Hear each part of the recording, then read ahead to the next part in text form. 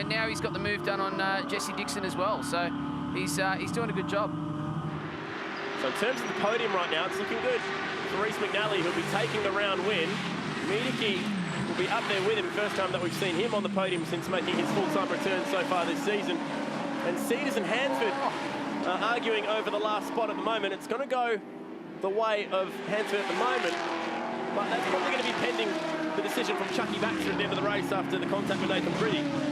Yeah, that's something that's definitely going to be looked into. Marjoram there, got the car sliding under the tree up over Reed Park. You can see Andrew Badecki. They're just starting to get an edge over David Cedars, whose car was moving around, coming up the top of the hill that last lap. You can see him sliding in the rear, and someone's used more than they should there. They're all good. I get the feeling that might have been Miedeke in the wake-up here because he's fallen back. Hansford sideways with the dipper. He's fallen back another few spots, hasn't he, here? Miedeke, well, not a few spots, but a few car lengths. And Cedars is lurking here. He's off the podium at the moment. If he can make one more spot, whoops, he's sideways. Cedars. Sideways the whole way through Forest Elbow, and he loses a spot to his stablemate in the multi-spares ute. So Hansford trying to go back-to-back podiums at the mountain. And this should see Cedars maybe not make the podium today, and he's probably going to lose another spot here because here comes Elliot Barber, teammates last year at Cedars Racing, but now he's made the move over to a Holden, and this is scary stuff. Top speed, no downforce. Side-by-side stuff. Cedars holds on around the outside, has the sit at the bottom of the hill, and aggressively holds onto that spot. And watch out, Harris is going to be sliding around the outside.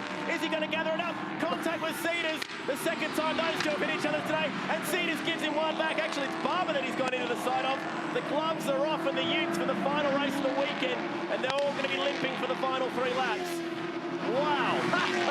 There's only 2 laps to go here. This is unbelievable stuff. They are fighting tooth and nail. This is crazy for about 5th or 6th place. So Harris again. And Harris is going to be the big winner here. He's the guy that's been making manoeuvres. He's been passing cars. Chris Walton's now buying into the action. Cedars has dropped from 4th place. He's down the back of this queue now, and clearly limping around with a bit of damage. Oh, he's seriously hurting as Marjoram just cruises on by. Now we've got Harris and Walton who are going to argue the point. Harris has the inside line, but Walton's maybe just too far ahead. Harris is so good under brakes, and he jams it back up there, and Walton's thinking championship right now. As well as Cedars, whose car is limping, and he's really dropping off the back. So this has been a big thing for Cedars in this championship because Chris Walton just sat back there, watched all that action happen, and there's Cedars limping around with a flat tyre, it looks like, or a broken suspension. The left rear's down. Oh, could this season go any worse? David Cedars limping around the mountain, and he is a long way off. So that all started at the top of Forest Elbow where Cedars had that little mistake, and that little mistake's cost him. The car was sliding. You can see there that Chris Harris right up the dirt, bang into the rear corner, and that's what's done the damage. That's what's caused the flat tyre for Cedars. Let's go on board and see exactly how this all unfolded once again. There was the first slam dunk from Cedars to Barber. The West End Mazda went around the outside, came flying back on, and bang! That's what put the left rear down. Second time this weekend that Cedars and Harris have got together. And I don't think they're going to be best mates at the end of this weekend because this is seriously starting to cost Cedars some points. Oh, that was aggressive to begin with. Harris was not a bad effort, but he got onto the dirty stuff, then he was out there in the dust, no grip. Did a good job to gather it up. That could have been massive. I mean, there's no intention there. He's obviously just trying to hang on to the car, got it back on the track. There's 4 and 5, 6 cars involved in that little battle, and there was plenty of contact going on, but it's Cedars that's the one that's come out worst. He went from 3rd position, and now he's limping around the track in a world of hurt.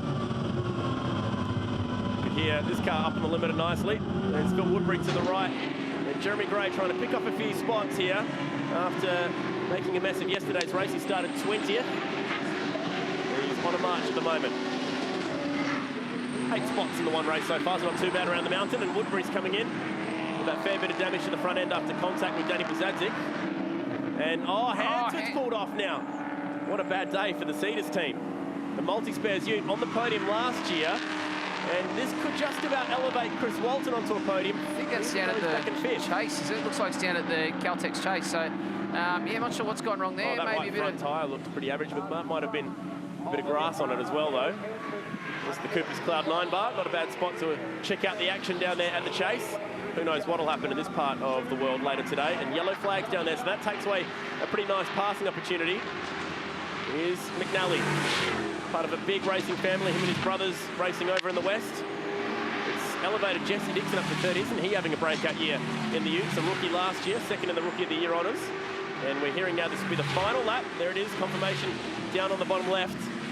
It's been survival of fittest this weekend, hasn't it? There's been action everywhere, penalties, cars crashing into each other. It's come down to these last few laps, but it's McNally that's done the job in the Stratco Commodore.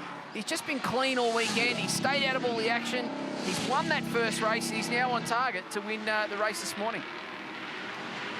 It's good seeing George Meadicke get a bit of speed back. Oh, McNally's busy in the car. I might just take all that back, I think. Yeah. Let's not go throw the ticker tape parade for him just yet. He's got to get back down the mountain. And Meadicke trying to close that gap up. Good to see him with a bit of car speed back, though, Meadicke. New engine for this weekend. They thought they were lacking oil pressure early, but thankfully they've managed to get it together as Storm and McNally comes through, and the battle further back is raging. It's the pest at the front of this pack, and he's dropped back a couple here. Royal Harris. He's got Sam Barry, the Kiwi, who's up inside the top 10 and doing a good job. He's kept this thing fairly straight. And look at this. Barry wants to argue the point at Forest Elbow. Harris is limping home here. Yeah, I was just going to say, you can see Harris's pace there. He's just off the pace. Something's not quite right in that car as well. I'd say it's something to do with that front suspension after that contact with Cedars. So he's limping around, probably bench steering. But the man of the moment, Sunday morning at Bathurst, Reece McNally, he's doing a fantastic job. The Utes have been racing around the mountain since 2001. Even the great Peter Brock's won a race here, and there is the car of Cedars pulled over. No points for him from the final race. No, that's why he's pulled over. He's now going to drive that car across the line. He'll be a lap down, but he'll get some points. Oi, let it all hang out. Reece McNally is the winner of the race and the round here at Bathurst. It's been exciting. Walton will probably snare another podium. He's been on the podium for the last 5 rounds now. He's on an absolute charge. Make that 6. He's really flying and extending that championship lead with only a handful of rounds left. It's looking very nice right now for the Queenslander to break through for his first championship, and the Stratco crew are happy with that. So it's good and bad news for the Cedars clan. They get 1 race win and a round win in the hands of McNally, but the series man that they were hoping to see in the points has not had a good day at all.